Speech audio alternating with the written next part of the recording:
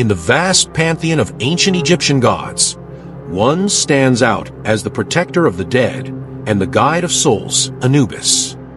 With the head of a jackal and the body of a man, Anubis is a symbol of death, mummification, and the afterlife. But who exactly is this enigmatic figure, and why was he so important to the ancient Egyptians? Join me as I delve deep into the history, mythology, and significance of Anubis, the god of the underworld. Anubis was the god of mummification, funerary rites, protector of graves, and guide to the underworld in the ancient Egyptian religion. He was also a patron god of lost souls and the helpless. He was known to the ancient Egyptians as Anpu or Inpu. Only when the Greeks arrived in Egypt did he get the name of Anubis. Anubis has various epithets or nicknames associated with him. Some of them are: First of the Westerners, he who is upon his sacred mountain, the dog who swallows millions, and Master of Secrets. The Westerners in the First of the Westerners do not denote the Europe or North American people who live in the western parts of the world, but rather the souls that journey westwards towards the afterlife. The origins of Anubis can be traced back to 3000 BC during the Old Kingdom period. Anubis is depicted as a man with the head of a black jackal. The most probable reason for the jackal being his representation is because these animals were commonly seen prowling around cemeteries, symbolizing their role as guardians of the dead. Plus, a black-colored jackal instead of a normal one is probably because the color black symbolized fertility and rebirth in the ancient Egyptian religion due to the fertile soil of the Nile River that was needed to grow yearly crops. The most common representation of Anubis shows him standing alongside a corpse, helping with the mummification process, and standing or kneeling, holding a gold scale, while the heart of the soul is being weighed against Maat's white truth feather in the Hall of Two Truths. According to the belief of ancient Egyptians, a person, after his death, journeys through the underworld and reaches the Hall of Two Truths. There, the deceased should recite the sins they did not commit during their lifetime. Then, the deceased's heart is weighed against the feather of Maat, which represents truth and justice. If their heart weighs the same as the feather, Thoth would note down the result, and the dead will be sent to Osiris for judgment. Osiris would then allow them to enter the field of reeds, or Aru, which is kind of like heaven for the ancient Egyptians. However, if the heart weighs heavier than the feather of Maat, it's game over for the deceased. The goddess Ammit would immediately devour the heart, permanently destroying the soul. There'd be no heaven or hell for that soul anymore. It'd just cease to exist. Anubis is present there, overseeing the entire process. Anubis was considered the son of either Ra, Hezet, or Osiris, and his sister-in-law, Nephthys. As we all know, Nephthys is the wife of Seth, not Osiris.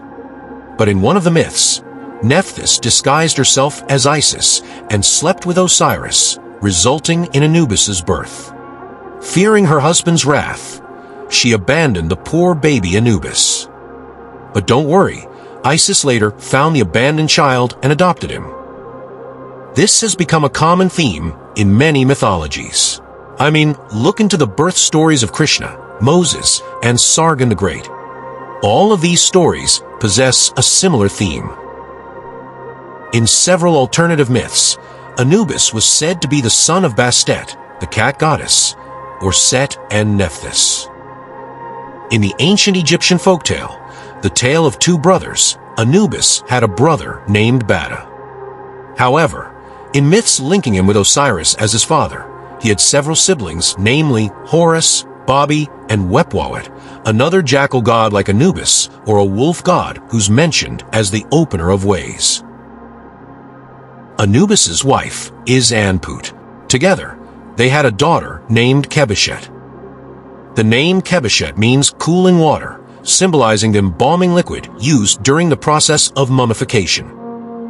In the pyramid texts, she is referred to as a serpent who refreshes and purifies the pharaoh.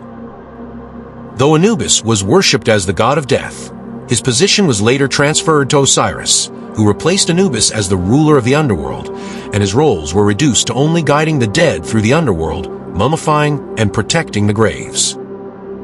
It is believed that another reason for Anubis worship was to ask the god to stop the jackals from disturbing the graves.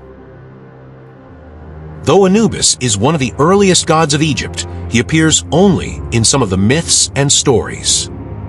The most famous being the Osiris myth. The god Osiris, who ruled as the first pharaoh of Egypt, was surprisingly murdered by his own brother Seth for his throne. But Seth didn't stop only with killing him. He dismembered Osiris into many pieces and scattered them across Egypt to ensure Osiris's body would never be found. Isis, the wife of Osiris, with the help of Nephthys, traveled all over Egypt and collected her husband's remains. Then the pieces were reassembled, and Anubis embalmed and wrapped Osiris's body, creating the first mummy in ancient Egypt. Have you ever wondered how the leopards got their spots? A story written in the 1st millennium BC holds the answer. When the body of Osiris was under Anubis's protection, Seth attempted to attack the body by transforming himself into a leopard. Anubis stopped and subdued Seth and branded Seth's skin with a hot iron rod. Anubis then flayed Seth and wore his skin as a warning against evildoers who would desecrate the tombs of the dead. Priests who attended to the dead wore leopard skin and jackal masks in order to commemorate Anubis' victory over Set. The legend of Anubis branding the hide of Set in leopard form was believed to be the reason for how the leopard got its spots. In the tale of two brothers, Anubis and Bata were brothers who worked on the farm, raising cattle. One day, Anubis's wife tried to seduce Bata, but he rejected her and said that he thought of her like a mother.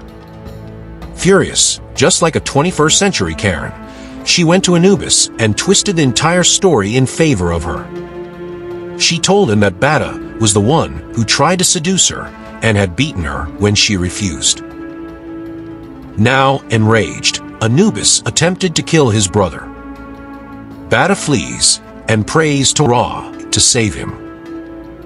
The god creates a crocodile-infested lake between the two brothers, giving Bata enough time to share his side of the events.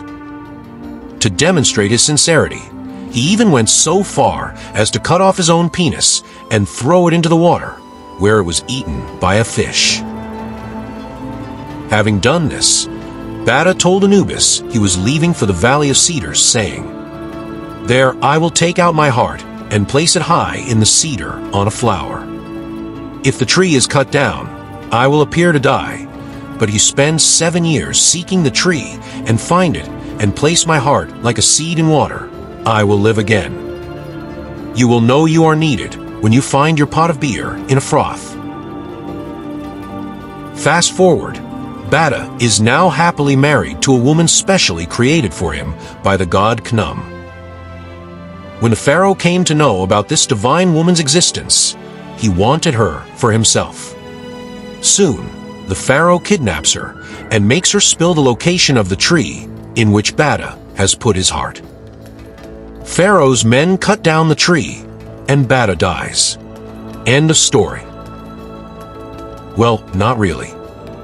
Immediately after Bata's death, Anubis noticed his pot of beer frothing and knew that it was time for him to seek his brother. He found Bata's body, but his heart was nowhere to be found. Deeply saddened by this, Anubis decided to return home with the body, carrying a cedar berry as a memento. But to his surprise, that cedar berry was Bata's heart. When he placed it in the water, the berry did not sprout as a normal seed would, but instead revived Bata's body. Upon drinking the seed, Bata gained his full strength and was now ready to search for his wife and kick the pharaoh's ass. To his surprise, his wife was now married to the pharaoh. So Bata and Anubis put their brains to work and devised a plan.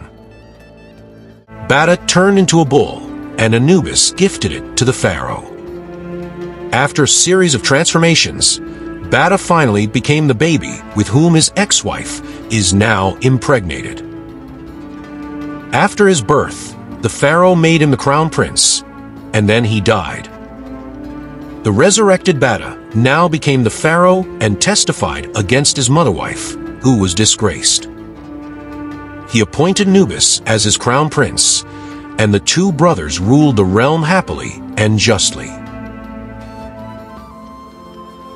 Even when Anubis was replaced as the god of death by Osiris, people didn't stop worshipping him. In the Ptolemaic period, Greeks saw a connection between their god Hermes and Egyptian god Anubis, since both of them acted as guides of souls. Thus emerged a new god named Hermanubis, a combination of Hermes and Anubis. The worship of Hermanubis continued till the 2nd century AD in Rome. The Greeks also saw a connection between Anubis and dogs. The center of the Anubis' cult was Sinopolis, which in Greek means the city of dogs. In many of Plato's works, Socrates often mentioned Anubis while uttering oaths, saying, "By the dog of Egypt."